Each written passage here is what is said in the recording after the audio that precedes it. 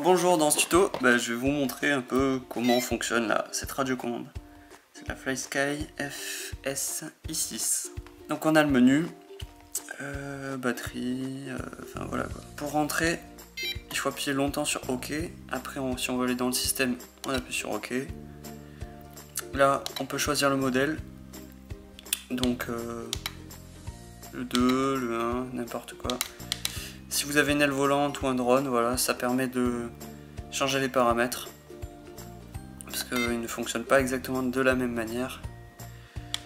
Le nom du modèle, sélectionner le modèle. Avec setup failsafe par exemple. Voilà, ça c'est pour le failsafe, le programmer.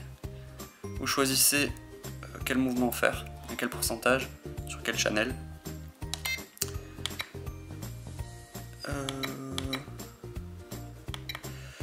Voilà, je vous ai dit le plus important.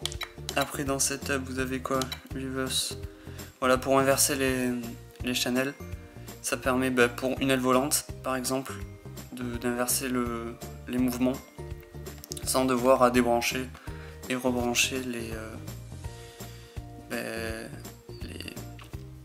servomoteurs quoi, directement sur le récepteur.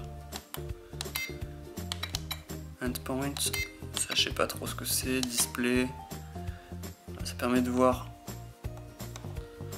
quand on bouge ce que ça fait. Aux channel, je sais pas ce que c'est. Substream, ça permet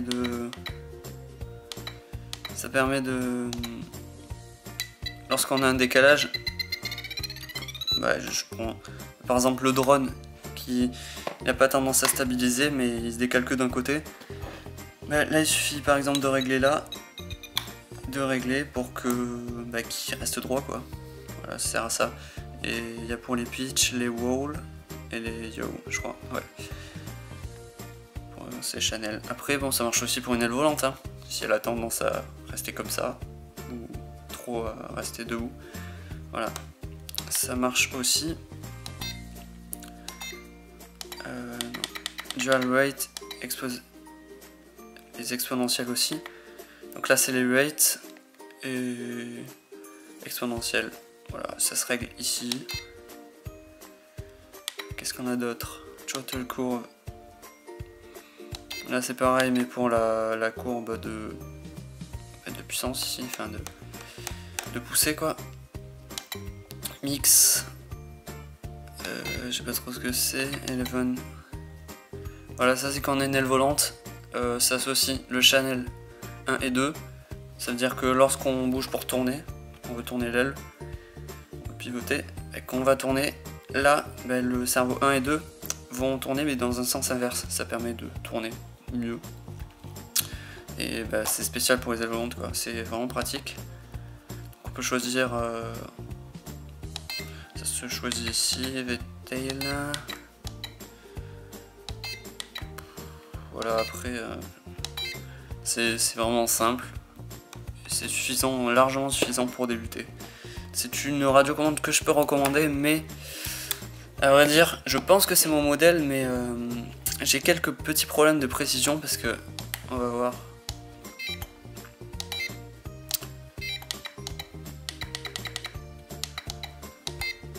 Display. Je manquais de précision lorsque j'accélérais. J'avais les yaw qui s'activaient.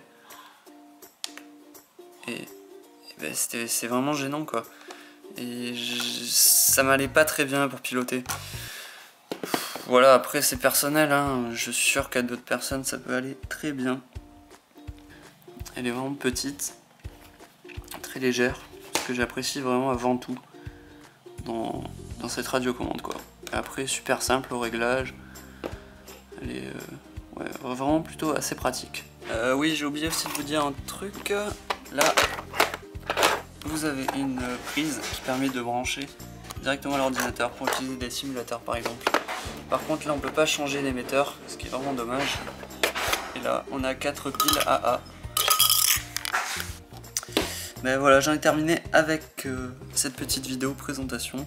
J'espère qu'elle vous a été utile.